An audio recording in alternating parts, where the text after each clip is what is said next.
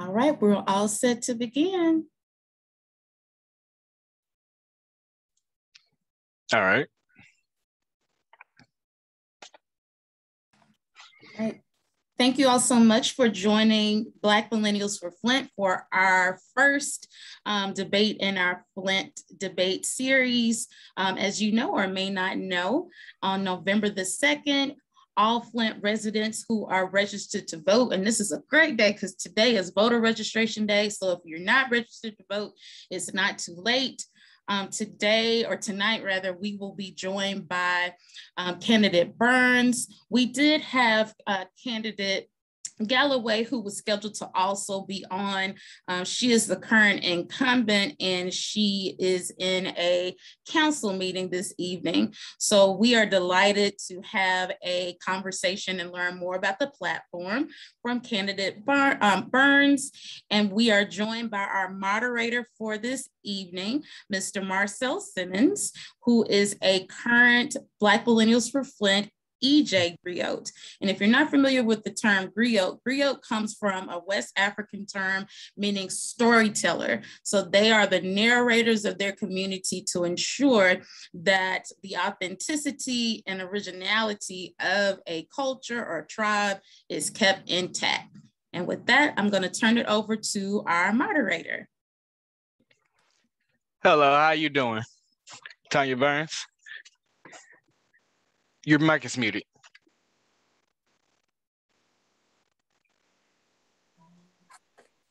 Oh, listen, I had all that excitement. How are you doing? I'm doing great this day. Good. All right, we can get started with the first question. All right, we're going to start with water quality. What is your stance on the switch from Detroit to KWA? That was botched from the, well, there's two different things. Right now, we're actually switching over because we have, we talk about right now, we go back from back then. So I'm going to kind of start from right now where we're at. Right now, we are getting our water switched over because we have to do work on pump station number 2. So we will be on KWA, which they are actually making sure the water quality is equal coming over from Gleba. Now, if we go all the way back from the water crisis where it began, it was botched from the beginning. Flint was 18 months unknowingly being poisoned. We know about the lead, but we don't talk about the PFAS and the TTHMs. That is something that residents are still living with. Flint is still broken. Things are not fixed. We're still repairing service lines. We have over 8,000 residents or homes or properties that need restoration. Nowhere in America would it ever be allowed in a city that has over 40% poverty, joblessness. We have issues with mental health issues, but it was okay for them to come in and take advantage of the people and to poison the people. And no one spoke up. No one spoke up. When it was finally found out that, hey, you know, that brown water is not, you know, tea and it's actually harmful to your body, it was too late because we had Legionnaire's disease. That is something that should have never happened. Environmental injustice and racism is real, and it happened here in Flint. It happened here in Flint. And I remember when we found out, I protested. The protests were in the winter, it was cold because you don't let people get. We went to Lansing, we shut Lansing down. It's not something we should ever, it should have never happened. And hopefully some of these other cities, you know, we look at Benton Harbor now, their water takes testing at 800 parts per billion. We have to use our voices to speak up. We have to, it is so important. Not only did I speak up, I made my children go because they are part of this process. You have to make sure that not only you're involved, but take a neighbor, take a friend, take your children with you. And that's just, it's something that shouldn't have happened. And then there was the big cover up. No one has been prosecuted yet.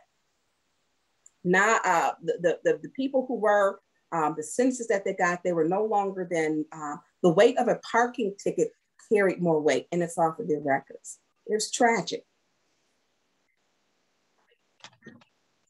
All right. Interesting answer. I'm glad to hear that from you. We need more politicians who mention that, especially the mental health part of it. That's something a lot of people gloss over in this city. It's bad here. We need help with it. People need to start being more open-minded to getting mental health up already. And the fact that we have more of it, it's even more bad. So I'm gonna go on to the next question. How would you go about sharing additional details on the switch with the Flint community to build transparency? Well, one of the things I think we talk about, transparency has not been something Flint is good at, unfortunately. That is my part of my platform, and to be inclusive. We're a public entity, municipality, so good information should be given. Within my first 30 days, if I'm so duly elected, I will create for the 6th ward a Facebook page and Instagram. I've never done Instagram. So my millennial children were like, Mom, that's too much technology for you. But I want to make sure that I'm giving good information. And I know that people my age and then older and younger use Facebook and they use Instagram. So I want to make sure that I'm putting out good information to bring the entire 6th ward together as one. Too often we are looked at as separate, and Flint is very segregated in a lot of ways. So I want to make sure I'm bringing good information, bringing the residents in as one, so you have one source. I'll also have within that first 30 days, I want to have for the 6th ward an open town hall meeting, because right now we had a 6th ward town hall meeting and people had to write down their concerns on the 3x5 index card. People want to walk up to a podium and tell what their issue. I cannot write down what I feel on the 3x5 index card, and that's my emotion. No, because people often speak, it's not just in their words, but they speak in how they're moving. They speak in, their body language. So we have to pay more attention to just more than just their words. And that's the purpose of that. After that town hall meeting, I want to take their concerns, and then my first 100 days after that, I'm going to work on what concerns the residents in the 6th ward, because that's what you're supposed to do. I'm supposed to serve my community, serve the 6th ward constituents. That's the job. And you cannot serve them until you know exactly those who show up, those who voice their opinions, tell you. I have an idea of what they're concerned about, because the same things I'm concerned about. So and that's going to be public safety. I have a problem with all the shootings of our young Black people. We have blight and economic development. Those things I know, but I want to hear about other issues. Like I'm getting now, a person lives next door to a home for 5 years that was literally a rat house, and I had to get that person evicted. Or someone who lives next door to our house with a pop-up mechanic shop, making sure that they're in compliance. Dealing with what they called it Club Sunoco. How do we work with Club Sunoco? I created a 3-point action plan to make sure we get that under control, and working with the owners. I don't want to do reverse economic development, because their idea was we want to padlock them and close them up and shut them down. That's not what we want to do. We want businesses to come here and to be welcome. We want businesses to come here to thrive. And this man had built he said almost $2 million building. I don't want it torn down. Let's figure out what's wrong with it and let's fix it. And the 3-point action plan, when I brought together the Block Club presidents, it worked. It's been working so far. It's greatly reduced any incidents and any crime or any loitering that has been up there. I'm gonna hold you to that. I'm gonna hold you to that. Go ahead. Because I'm 20 years old. Growing up in Flint Public Schools and having to find information out about what's going on in my city was almost non-existent. Yeah. It shouldn't be so hard to find out what's going on inside your own city. It really isn't. And the fact that a lot of our youth, a lot of our local people, the younger people, don't know what's going on here. Right. And it affects them every single day. So right. I'm gonna hold you to that. Hold me to it, and then help me. I can't do it by myself. And you're correct. I found it hard to find good information. So I put everything on my Facebook now. I put everything but my true age and so you're just 1 year older than me. No, I've been 21 for 21 years, plus a few more, plus a decade. But the thing is, we have to have a good source of information. And it's not my job to stay as council person forever. You know, I want to make sure that I'm preparing someone, if I'm so elected to that seat, who can take that on and do something greater than what I can do. And then I'm supposed to be a help to them. And that's how it goes. We shouldn't stay stagnant. Flint has been stagnant too long. And too many people pull off of Flint and they take that money elsewhere to do something with. And I have a problem with that. It's not fair. It's not right. I don't want to be city council in my 70s. I don't want to be a city council person in my 80s. Not that it's not a great honor, but I just think at that point, I should have passed the baton to someone else younger. I have children that are 31, 26, and I have a 16-year-old. So, I mean, no, we have to let other people use their ideas and that energy, you know, because Flint's changed. Flint's not the same Flint when I was, you know, when I graduated. It is not. You know, I take my kids on tour of Flint and now it's like sad. It's like, oh, we used to have this, oh, we had that, you know, and this used to be this. I mean, there was no speeding in my day. Nobody went over 25 miles per hour because we wanted to be seen in our cars. Now we have drag racing. So hold me to it. I want you to. All right.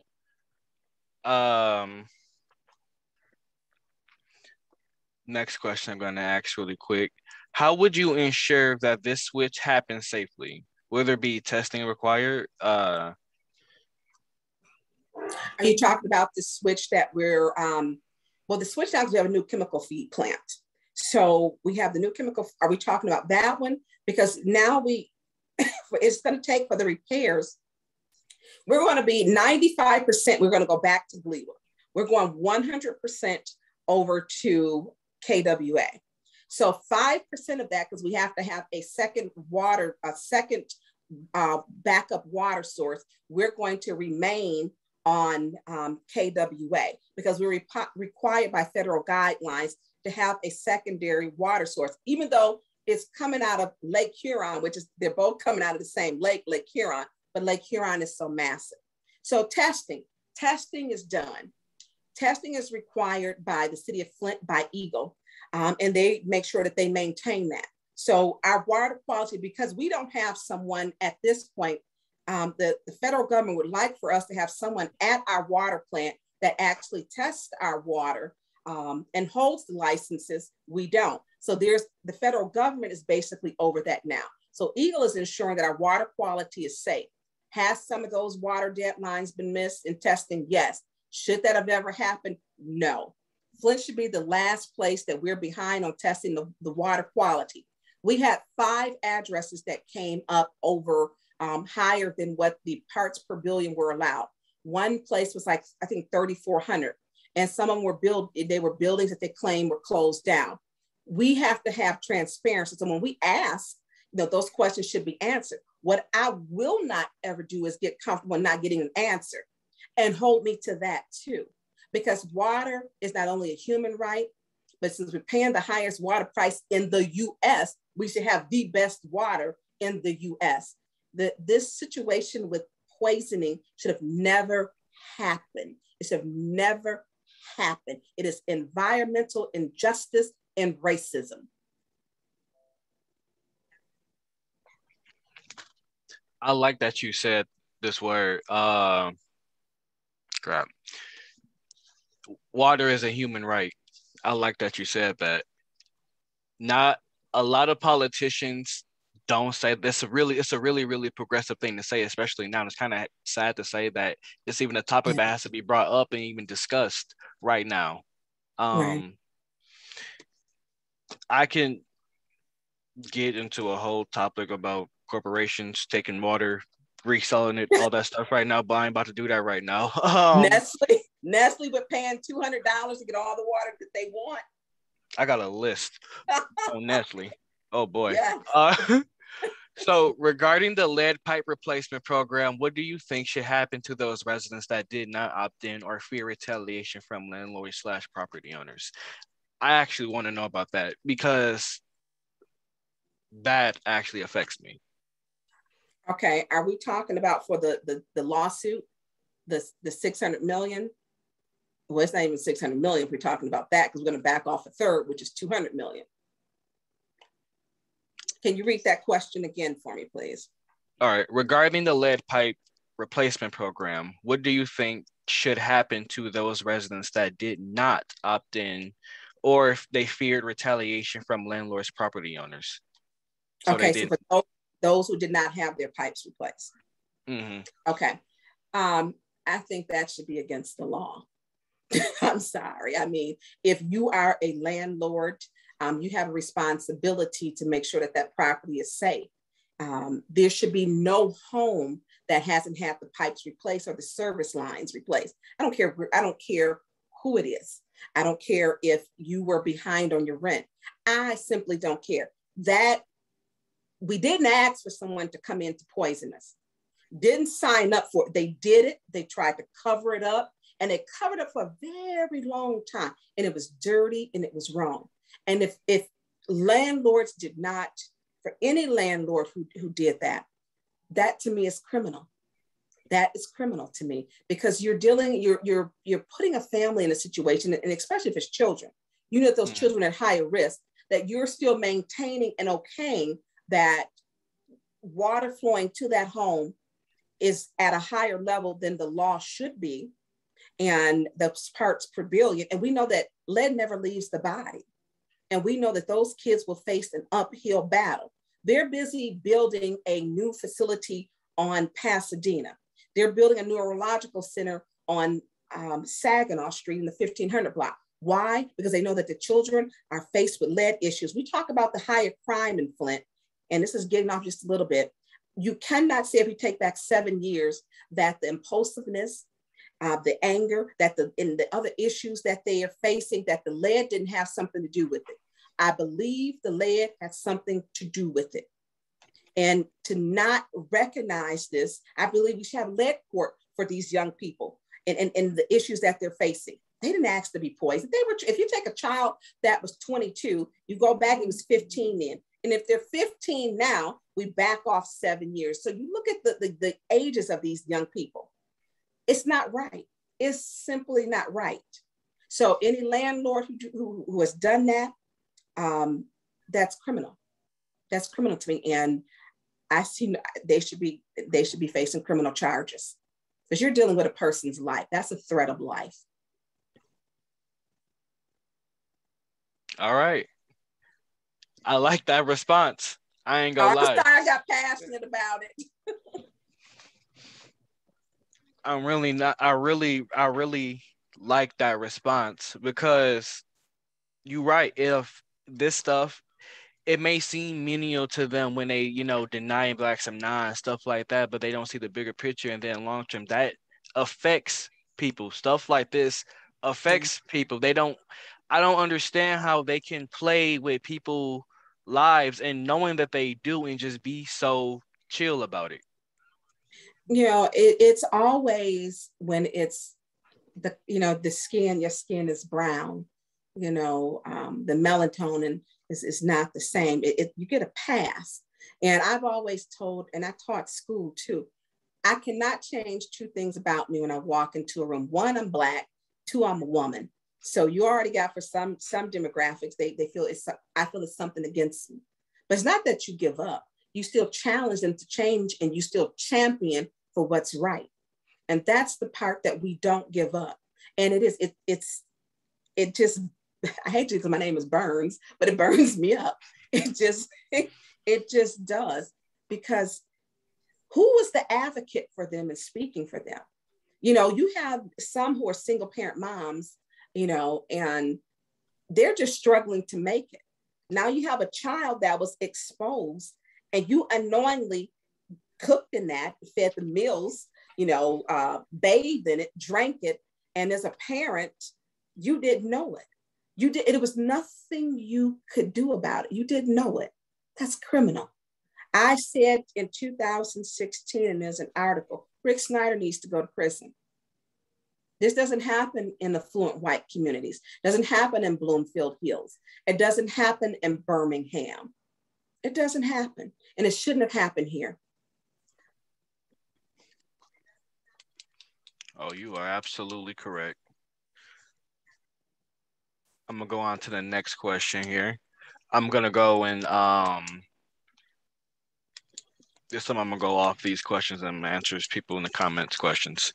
So how will you work with the spare amount of police officers to try to implement community policing? And how will you hold the officers accountable to come in a timely manner and investigate efficiently?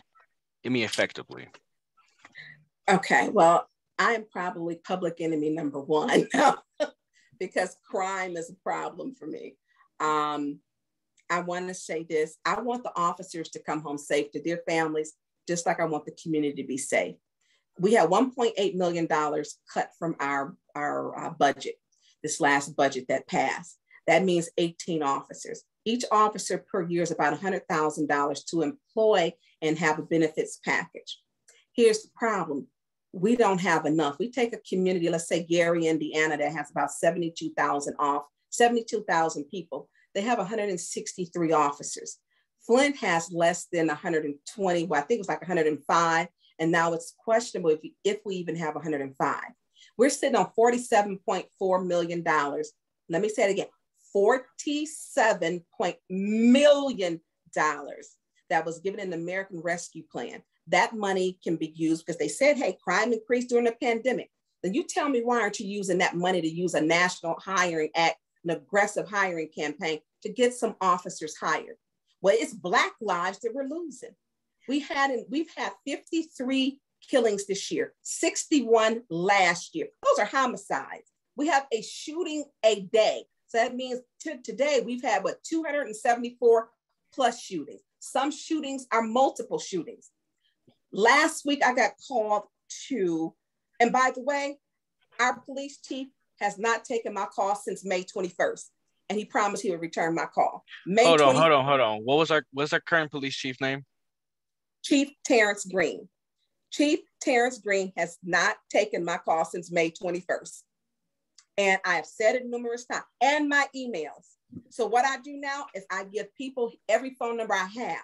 And here's the thing, when you're connected to the community and you speak out about crime and it's true to your heart, people call me because they trust me. I got a call last week of a family member. I call her like a family member. We've known each other since we were 4. She asked me, she made a call to 911.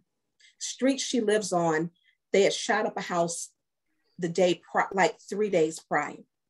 They sent a message. They found out that there's going to be another drive-by, which the youngest person in this little group was 12. We were 12-year-olds, doing this. I don't understand that. But I, of course, could not get in contact with the chief. I had to call an agency hire to get someone to get over there.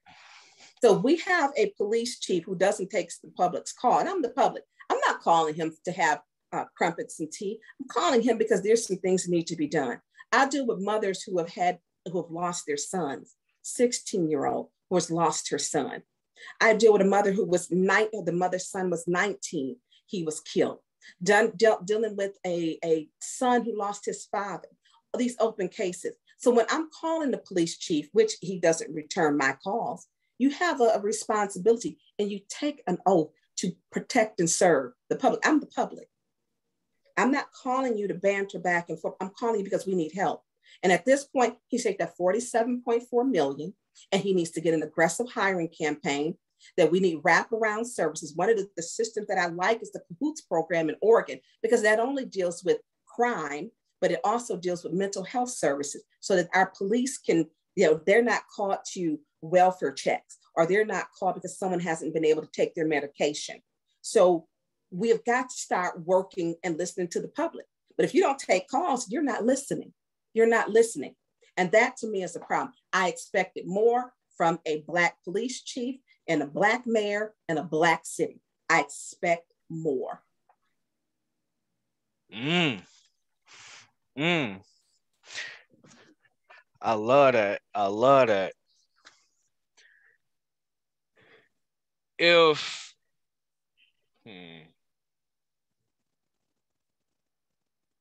I'm gonna come back to that one later. I'm gonna go on to question 2. Actually, you know what? I just remembered it. So for the police that you're trying, we're trying to help here. I did a lot of research into police reform and stuff like that. I feel like what you should probably might want to look into is having a mental health squad. In Oregon they did it. They have first. Yep, in Oregon they did it. Yep. They have them come out. Yep. And then on top of that, we need to look over how our police are trained here. We need to look. I evaluated the amount of hours police go through in terms of training, how much they learn when it comes to diffusing a situation, how much it goes to using lethal force, how much it goes through learning how to shoot a gun.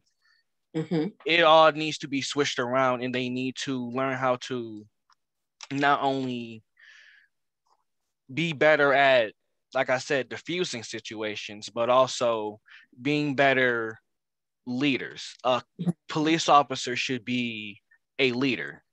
Correct. We hire them straight out of high school. They do some college and do some academy, and then we give them a gun and they hop right in there. And I'm going to be fair to the police, because I mean, that was my husband's job, and I'm probably the biggest critic on some of the things. We do need to do a better job of training and better job of diversity. Everyone that is on that police force is not equipped. I think we look at Michigan, it is difficult to have someone who's been up in, let's say up north in Seaboing, and then bring them down to an urban city to police them. That doesn't work. It just doesn't work. Yeah, I talk about that all the time. I ain't working here. Yeah, they don't know where they at. Exactly. And so I have spoken to Michigan Post Commander Yvonne Brantley, and she's with the Michigan Post here on Corona Road. And she says, she tries to make sure how to get them into our neighborhoods. She instituted, they give out the basketballs. They play on the basketball courts. They give popsicles. They just stop and talk and high five and talk. You don't want the young people's first interaction with the police is when they're being called to their home because there's, for a bad interaction. You want them to be members of our community. I love community policing. I love foot patrol. Why? Because you see them regularly and you get to know them. Like everybody knows the person on the street who, if it's a senior citizen and she's like 98 and still has her driver's license, bless her heart, get your cars off the road. We know the person who has their music up loud. We know the people on our block. So we need to know who's policing our community so we can create and establish relationships. Policing is important. They're not there to just arrest. They're there to maintain and to have relationships so that we're building community trust. And it's gotten away from that. We forget what's important. And when we try to put a Band-Aid on, say like Flint right now, Flint's a Band-Aid. If we're technically 75 officers short of any staffing level we should have, we're going to continue to have problems. So what do? We have to fix that. We have to start talking to people. And some of these people who are the problems are some of the parents. I mean, I wish my 12-year-old would be out. And I wish, because I didn't have, because I parented my children and I still parent my nieces and nephews. And I live by I wish you would. And that's just how I am. Now I would love you to death and I will support you. But the thing is, we have to start, our village is hurting. We have to start parenting the young people in our village. If you go to church, take your children to church with you. If you're going to a community program that benefits you, take your child, take your niece, take your nephew. I mean, we have to start getting back to the village is a family. Now, for those who are in our village that are problems, that's the purpose of the council. I have I have two families that are in the 6th ward. And these two residents do not like each other. And I have to intervene. And one mom has got 3 children, 3 boys, and they play outside, they play basketball. I love to see children outside playing. And the other mom is saying, hey, but they're on my grass, and her grass is equally important. So you have to have a mediator, and that's the purpose of the council person, so that the parents don't keep calling the police, because our police here in Flint are very busy, but to intervene, to say, hey, look, we both live on the same street. Y'all both live on the same street. Let's work this out. You care about your property. You care about yours. You know, the children, if the ball rolls over there, let's make this work. You know, I don't like children playing in the street, because everybody's speed limit here in Flint is 55 miles per hour. And the cops too. No siren, right. no nothing, just zooming. You have to zoom. And so I don't want to get the call that it's been a child hit in my ward, in the city, or on the news, because that's something we can prevent. So if it's a conversation, talking with both parents, pull them to the side, and it worked. Sometimes we have to mediate and be the cooler head and prevail. And that's what the job of the council person is, to keep it neutral, to be active, to be seen. That's the job, or part of the job. All right, Miss Burns. I see you. I'm gonna make sure I hold you together to that stuff too, because I want to see it all. All right, I'm gonna ask the next question now. What plans of unity do you see for the council if elected? I want to know this. What? Because we should be a family, and right now this ain't a family. It's a dysfunctional one. There's a council meeting going on right now, actually, which I got on my phone, but because it's a special meeting, a holdover. We do know that definite wards are going to change. Wards 2, 3, and 6 are going to change. And with that change, one thing we have to do is start learning to respect each other. We need to create, we need to deal with conduct unbecoming of council people. Because if we can't respect each other, how are we expected to do any work? And that is something that's important to me. Now, the Tanya Burns that you may get here is not the Tanya Burns that you may get in private when I'm talking to my children, because this is you taking care of the business. Just like your mom at work is a different mom. When she's talking, she's like, I got time for that, you know, but we have to make sure that we understand where we're at and what we're doing. This council is going to change, and I hope and believe that it will be for the better. I'm looking at the candidates. I reach across. I mean, we can take the two people who don't get along. I actually call them up and talk to them. I don't call into council to yell. I call them up to ask them, hey, I need you to, you know, I got a question about this. I don't play that out on social media. Social media is not something council people should be attacking their colleagues on. I disagree with that. You shouldn't do that. If you have a problem, call them up. Everything should not be played out for likes on social media. I don't agree with that, because you're not handling the business of the city.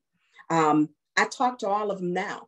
I don't agree with all of them, but if it's an issue or question, I call them up. And I'm gonna tell you this, I actually called today, he's running as a write-in, because he's had a few things to say about me. And I called him up and said, hey, I think you've got some questions and about things that are happening in my life. I said, and I need to let you know. Ask me so I can give you good information. I don't want you to speculate. I said, you know, and I told him, I said, you need to understand, you know, this is where I'm coming from. I said, I have been through some, he's FOIA and everything about me. I said, look, just call me up, I'll tell you. I got sick some years ago, and I went through a very tough time. Yes, I got behind on some bills because I own a lot of things, and I don't deny it. I won't apologize for being alive and surviving, you know, and to be here for my children. I won't apologize for that. I said, I was in the hospital for over 2 weeks. I said, when I got out, I said, then a year, my parents got sick. I said, my dad had a heart attack. Then 8 months later, my mom had 4 strokes back to back. I said, I won't apologize for going through something, but I didn't give up. And that's what I want to know, that them people to know that you can survive. The residents of Flint are resilient. We don't give up. And when we collectively come together, we can do something great. Set the bar high. And if we fall a little short of that, we're still doing something good. I'm not setting the bar low. I'm not going to argue and cuss and fight with them publicly. but I will challenge them to be better stewards in our community. And that's what I want my residents and the constituents, if I'm elected to the 6th Ward, to do for me. I'm there to do what they want. That's the job. And to do it respectfully. And I always say, and make sure I keep it classy. Keep it classy. Okay. What's keep it classy in your eyes? Keeping it classy is, they use profanity on each other. I don't think you should be calling other council members narcissistic a-holes. You shouldn't be, you shouldn't be doing that. I'm sorry. And that's happened. I don't think you should be saying the F you bomb and giving people the middle finger. That shouldn't happen either. That happened. I think when people talk, even are calling people nasty women, I think we have to refrain from that. But I look at all of those things that if we want respect, we have to give it. And that is most important. And right now, it's this council and the hatred that they have for each other, for some of them, it's unfortunate because separately, they're all different people. Separately, you get them together, it doesn't work. It doesn't work. And it's not going to work. It's just not. So keeping it classy means being respectful. Keeping it classy is making sure you're focused on the agenda. Keeping it classy means no matter who the mayor is, the administration, you're working and doing what's right for the residents and the people of the city of Flint. Keeping it classy is showing respect for your colleagues. That's keeping it classy. I want to see that classy. You'll see it. All right. So, gonna go ahead next. Communication plan and community outreach strategies. So, for those in your ward who have not had their LSLR, how will you conduct outreach to ensure all households have their lines replaced? Well, here's the thing. They cut off the deadline for having that. And we passed that deadline. The other problem is that funding, those who still need it. There has to be clear-cut communication. And right now, we're just not getting it. Like they said, we've got over 8,000 homes that need some type of restoration. Well, I would like to know, what is that restoration? Is it service lines still repaired? Is it the apron of the driveway? Is it a sidewalk restoration? Is it a grass restoration? Those things need to be broken down so that we know how to proceed. If a homeowner has not gotten your testing, and there is a list, I would actually get a copy of this, FOIA it. I have no problem FOIA information, because I just FOIA'd why we had, took them 2 months to give me the FOIA. I wanted to know why we need to find $11 million to do 8,500 restorations. What happened to that money? And we need to find out which homes were not done. And that is information that I would get. We have to begin somewhere, not just me, it's getting the other council members, because this is important. So that's getting all 9 wards on board for the same thing. So we want to make sure that every resident that lives within the city of Flint, that their service lines were changed. If not, we need to figure out how do we get them changed. And we also need to start working on, because I'm a champion for, that water didn't stop. It went to the houses. I mean, it went into the faucets, it went into the washing machines, it went into the dishwashers. We need to be figuring out where's some more money, because there's people who need indoor plumbing to be changed. That is very real. You put a city at risk, your home, and you poison them, and your pipes are corroded. And then you say, oh, my bad. I messed up your pipes. You pay for it. Where did they do that at? They did it here in Flint. I'm not going to ever stop speaking about that. We need to make Flint whole. Whole means you restore people whole. And it's not with that $600 million little piddly widdly little money that you're trying to get people. That doesn't make anybody whole, that most people won't even get. And then you back off the $200 million for the attorneys. That's a problem. I won't ever stop speaking out about that. Y'all get tired of me talking, because it's very real. So those service lines, they should be changed. No one should be living in a home or a property, and I'm gonna even say business, without having those service lines changed, because we didn't do it. The state of Michigan authorized that underneath emergency management. Okay. I'm gonna ask this question. I don't know if you know the answer to this, but I'm just dying to know, and I just want to ask anybody. But why on earth is it driving down the roads, the construction workers, when they were working on people's like pipes for their house or something like that, instead of actually repairing the road, they just filled it up with a little bit of gravel and kept it moving? I do know the answer to that. Remember I told you I FOIA'd the information? We're out of money. We're out of money.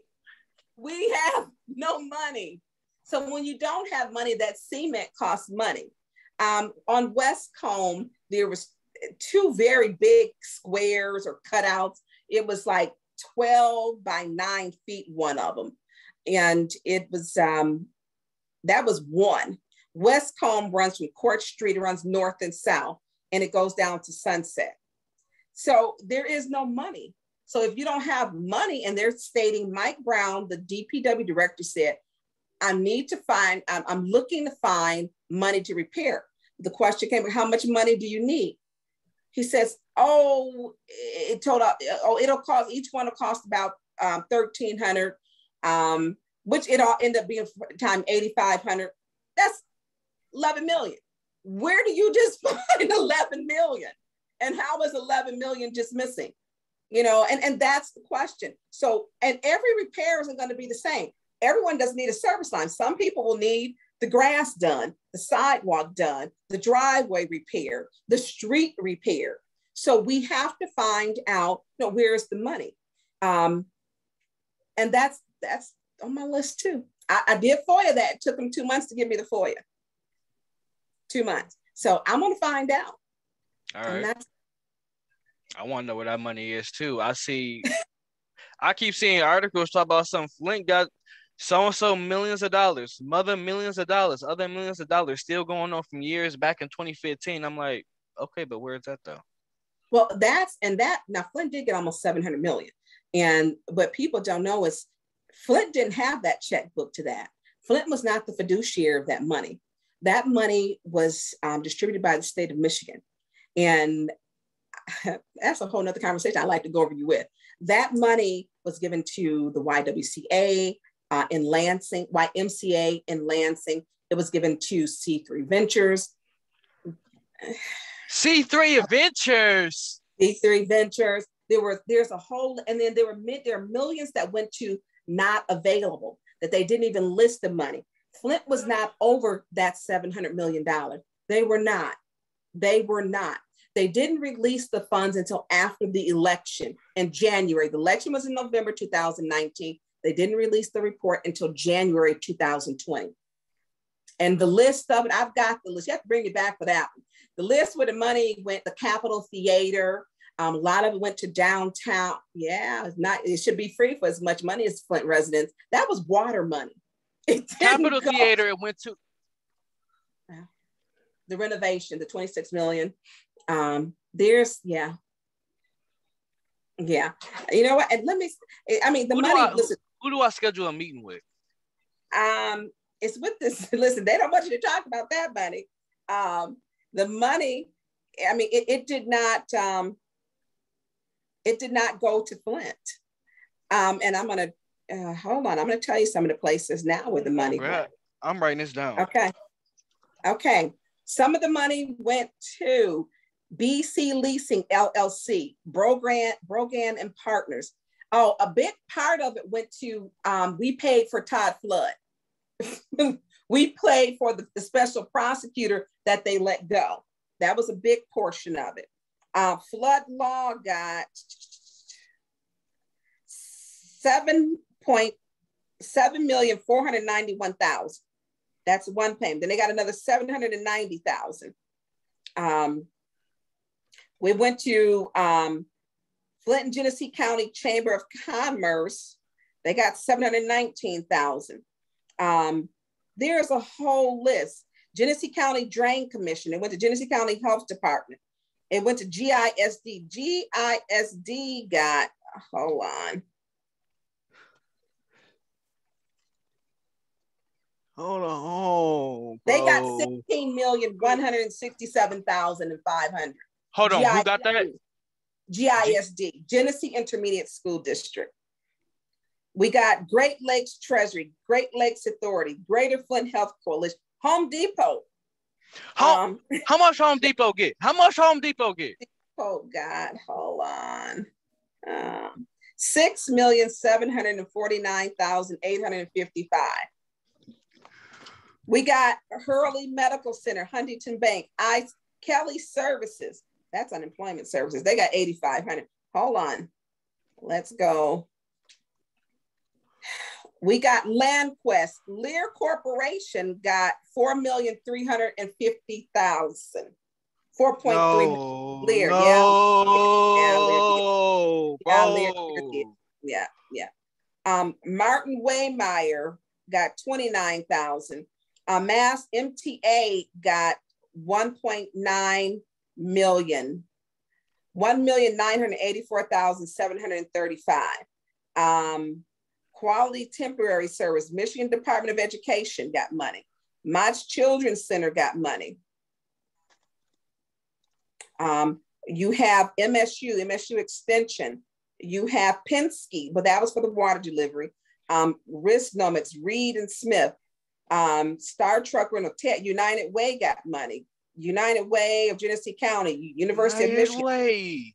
Yeah, Uptown Reinvestment got 20,449,000. Uptown 20 million. 20 million, yes. Valley Area on Aging got 599,000. Now I'm going to list various, okay?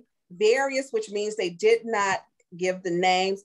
25,488,825. That's one various. That means they're not listed. Another was 1,392,000. That was another various. Wait a minute, here's another one. Oh, you want to know the YMCA of Metropolitan Lansing? They got 55,000. Then they had just blank, where they gave nothing at all. Blank is somebody who blank is about to get sued. Yeah, something. I mean, so but we don't. They don't have any names. So when we talk about this, is what should be talked about. So Senator Ananek talked about. He said we got duped. Well, we didn't get duped. We got skunked. I mean, so we look at where this money went. This is how does money for water crisis come in, and Flint residents don't benefit from it. 550 Bears LLC. They got 1.5 million. I don't even know what that is. 550 Bears. 550 Bears. 550 Bears LLC got 1.5 million. I'm looking into them. Okay. Yeah. C3 Venture Flint LLC got 5,700,000. 5 million.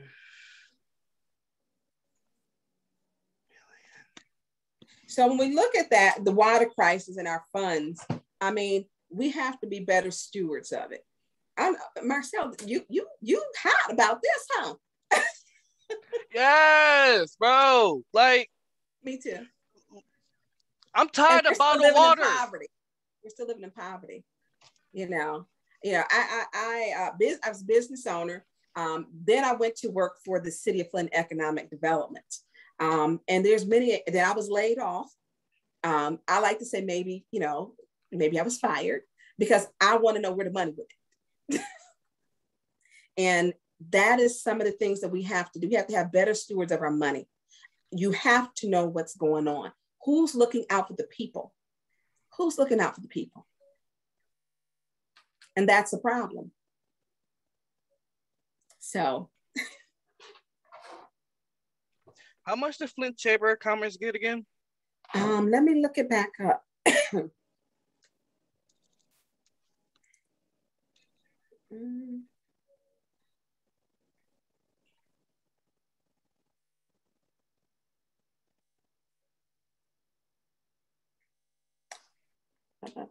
Hold on just a second.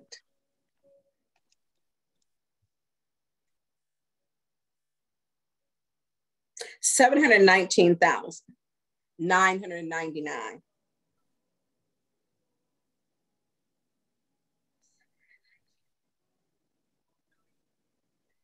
All right. Looking at that. Lord have mercy. Lord have mercy. Have mercy. Oh God. Oh my God. All right. So my thing is, we have to be thorough, and we have to work together. I mean, Flint has been done wrong, and we continue. We went through the water crisis, then we get money to make us whole, and money, where did it go? Where did it go? I mean, I don't know too many people who quality of life got done who was better. I mean, I just don't see them. You got Uptown Reinvestment who got, what I tell you, 20-something million. I mean, where are these? We're talking about rebuilding businesses. What are the Black businesses getting? You know, Uptown Reinvestment. You know, downtown, we don't have a lot of. I want to hear a lot more about that, but we got a couple more minutes left, and I want to get a couple more questions in really quick. I want to hear a lot about this though. Do you know the percentage of service lines that need to be replaced in your ward? No, because we don't have good and factual information. So that's what I FOIA'd. Okay. So I did get that. I've gotten the FOIA, but we don't have. They had stated that throughout the entire city that they had less than 2,000. Then it was 500. Then they shot up to 1,900, 2,000. So at this point, we really don't know. But what I have done, because our last DPW director, I have kept in contact with him, and he told me, Tanya, he told me what questions to ask. So I'm gonna request some more. You know, I need some solid answers. Okay, all right. I'm on to the number 7. So it appears that LSLR is not occurring due to lack of funding. How much of a priority is LSR to your platform? And how will you go about ensuring that the program is fully funded? Well, we're at the end where they're actually taking, we have to do some backpedaling, we need to find out what's going on. One of the things is we know that Attorney Kim has to turn into the NCR to find out. He knows how many lines. So we have to FOIA. I don't understand. We don't have solid answers. That part I don't get. And when I say I don't get, I really don't understand.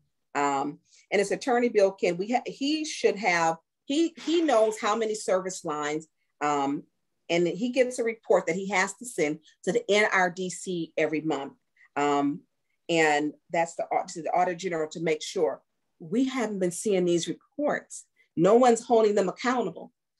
That is something that transparency. I want to know. Day one, I'm writing it out.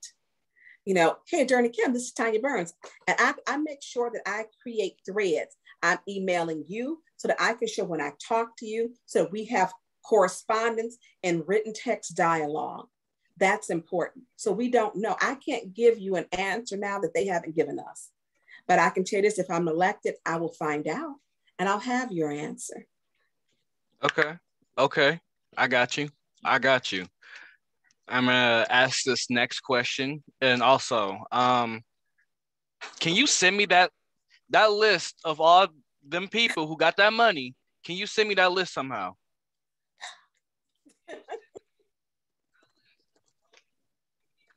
All right, say less. All right. There is a significant amount of funding coming from the Biden administration to address environmental justice concerns, such as the Justice Word Initiative, which is President Biden's accountability plan to allocate at least 40% of funding to Black, Latinx, Indigenous, and historically disenfranchised communities. How will you engage with other policymakers at the local, state, and federal levels to ensure these resources reach the Flint residents they are intended to serve and support? Okay. October 11th is a big day and you need to be there. That's our redistricting. October 11th? Yes, at the Dort Center. they're moving our lines. 34th district was established for the Black vote. We need to make sure we're keeping that. If that line shifts to the west, that takes away the Black vote.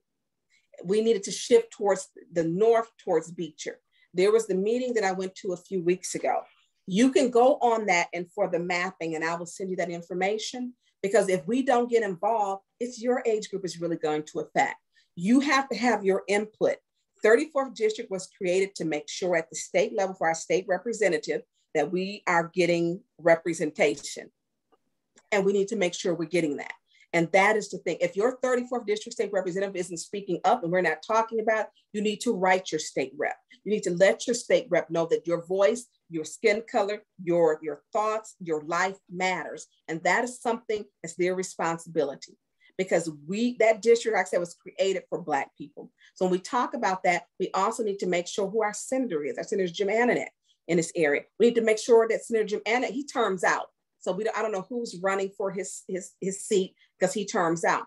We need to make sure we're contacting our senator. We need to make sure that, and to understand that our voices are powerful. So what I will do, number one, I write them. Do they always return your correspondence? No, they don't. But what I know one thing for sure is, well, you can always, I'll be in Lansing on October the 5th, and I'm speaking out. So some of the things that we need to make sure is that we are getting everyone involved, every age. If you're able to vote, and if you can't vote, go with your mom, with your dad, you need to be making sure that for your lines, your district, October the 11th, that you're counted, because they're moving those lines. And guess who draws those lines for us?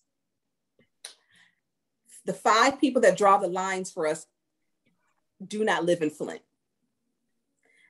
I tell you that one of them is temporary living here. We have the Genesee County, our clerk lives in Flushing. He draws the lines. Our clerk, our treasurer, our Genesee County prosecutor, Layton, the Republican chair for Genesee County, and a Democratic chair. They're drawing the lines for Flint. That's who's drawing the lines. And if you don't have a problem with, them drawing the lines and not one of them is Black, I have a problem with that. That needs to change. I spoke with our County Commissioner, Dominique Clemens. You need to get in contact with him about how important this is. We need to make sure that we're connecting with them to make sure that Flint is represented. Those lines are going to shift, and for 10 years, how they draw those lines is how our lines are going to be. That's our representation. That needs to change. All right. Well, this has been an amazing first debate I have ever moderated before. And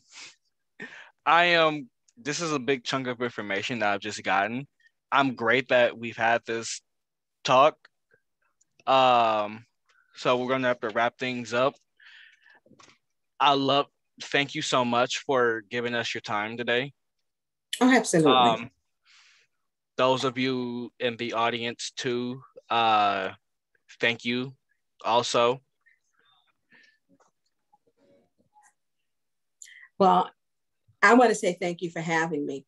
And please connect with me so I can give you more information. And it was my pleasure. And vote time burns November the 2nd, 6th Ward City Council. All right. I sent you my email address. Please do.